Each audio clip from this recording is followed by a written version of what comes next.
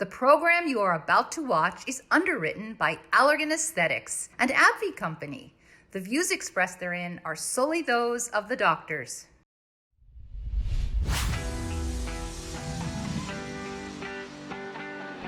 It's all about men today here on The Gist. Ladies, let's talk man care. So the interesting thing in society historically is that men can have wrinkles and men can have hair all over their bodies and men can have scars, but women not so much. So how does this affect our daily routine and what we do? I'd say that probably in my practice at least, they aren't coming in necessarily for the wrinkles still, but they do come in because they recognize that they don't maybe look as masculine or manly as they used to. And I think a big contributor to that is the jawline.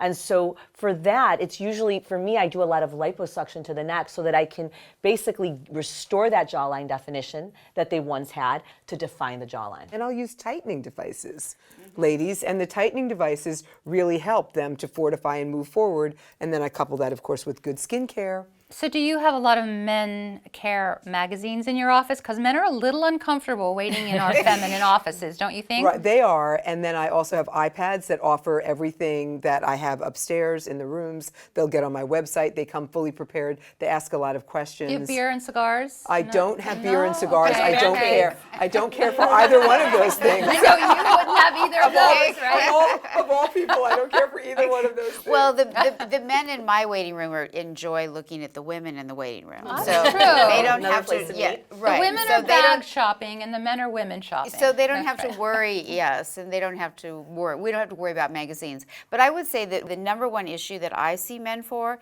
is acne scars. So these are men who may not have had adequate treatment when they had active acne, and now they're coming in and they've got a lot of different types of scars, which we may address with a combination of peels, radiofrequency microneedling, whatever is necessary.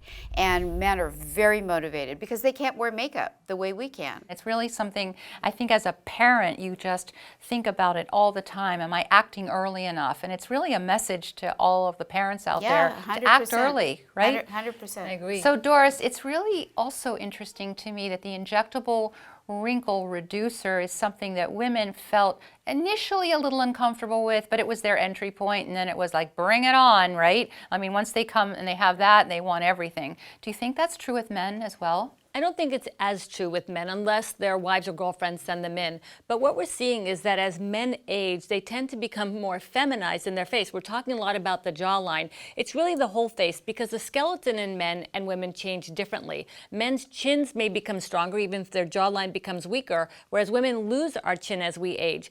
And the hairline shifts back, which shifts the balance of how we see the face. And that goes all the way up through the skin with the changes we see. So we do have to treat it on lots of different levels, things like ultherapy or thermage or even Fotona. That can have a very powerful impact. But for these treatments, you really do need to see your dermatologist.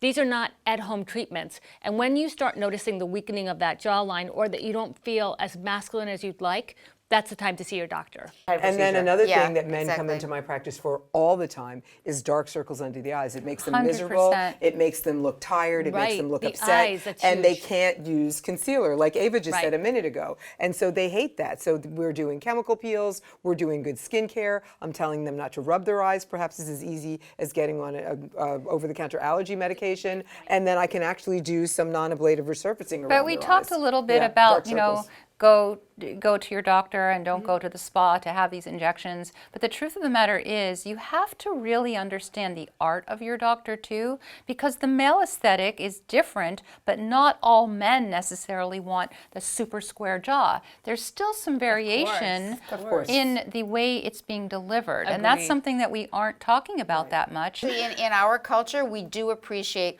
all the variation in facial shape, you know, as opposed to some other countries. But And it's not yeah, so it's gender really- specific anymore. Yes, there Yeah. is a male aesthetic and a female aesthetic, but it's not so gender specific because our society has less boundaries now. And more so it's fluid. something that's really encourages us to get to know our patient and really get a feeling of what in fact And they're Sabrina, looking for. what is that the difference between?